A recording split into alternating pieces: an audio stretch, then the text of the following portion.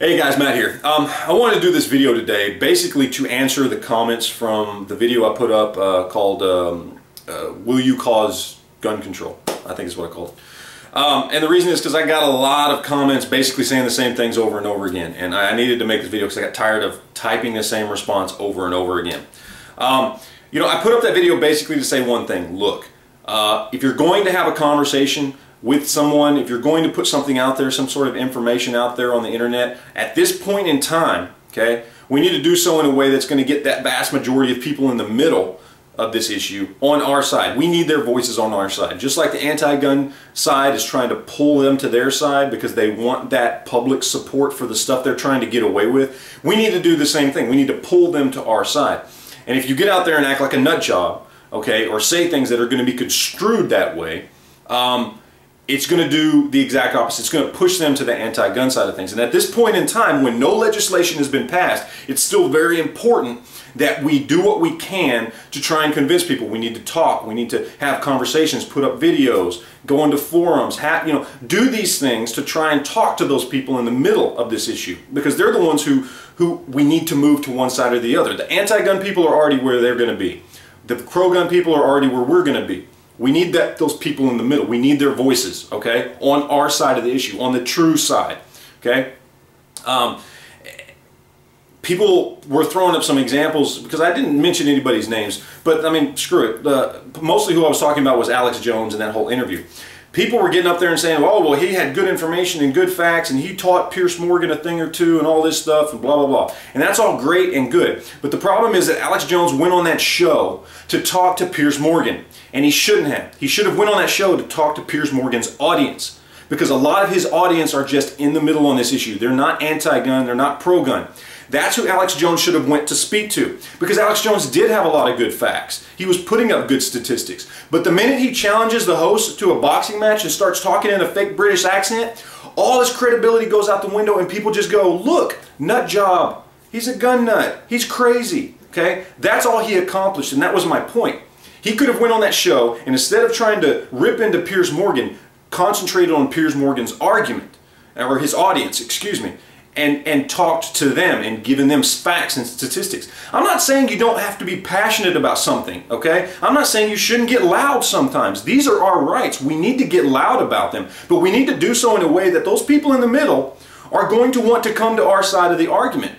Okay? If you're to that point to where you think the argument's over, it's done, okay, even though no legislation has been passed, if you're to that point to where you think, oh, well, the time for talking is over and done with, then fine, that's your opinion. But that's not what my video was about. People seem to think that that video was my all-encompassing opinion on fighting for the Second Amendment.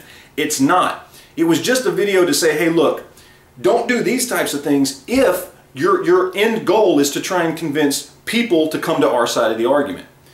Because you're not helping. You're actually giving the anti-gun people what they want. You're giving them an example to hold up, to get those same people in the middle that we want on our side to their side of the argument. Okay. The other example that's going to get that got thrown up throughout all the comments was James Yeager. All right. So I'm just going to throw it up. People are, oh, don't talk. I'm over and done with that crap. I'm going to talk about whoever the fuck I want to talk about. Okay. I don't watch James Yeager. I'm not subscribed to his channel. Now, that's nothing against him. I'm just not personally interested in some of the videos he puts up. Okay, I think he's a good pro-gun guy from everything I've seen. I'm just not subscribed to his channel. I did, however, watch the one vid that everybody's talking about, and he screwed up in that video. Okay, he was good, he was passionate, but he was good all the way up until the end. But even he knew it, and he tried to take it down and fix his mistake. All right, he knew he screwed up at the end.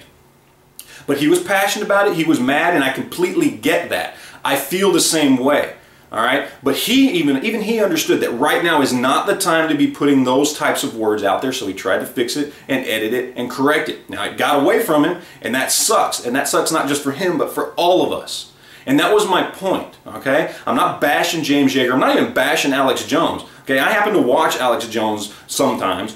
My wife is subscribed to his podcast or whatever it is, so I hear his stuff all the time. My wife loves the guy, all right? So I'm not bashing either one of these people, but they made mistakes, okay? James Yeager tried to fix his mistake, and that's very commendable, all right? Because even he knows that right now is not the time to be holding up a fucking gun and saying certain things, all right?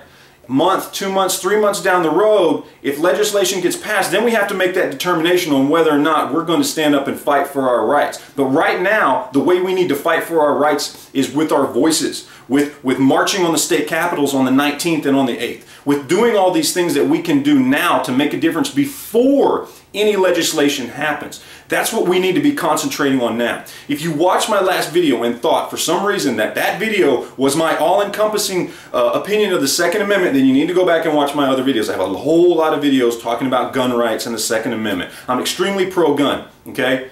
I understand what it means to stand up and fight for your rights, regardless of what that means. Whatever it takes to defend ourselves, our country, and our rights. I get that. All right? But right now is not the time to be making videos and getting on a public forum and going on primetime television and acting like a fucking lunatic. It's just not. Not if your end goal is to try and stop this before it becomes a problem. And to do that, we need that vast majority in the middle. We need those voices on our side of the argument.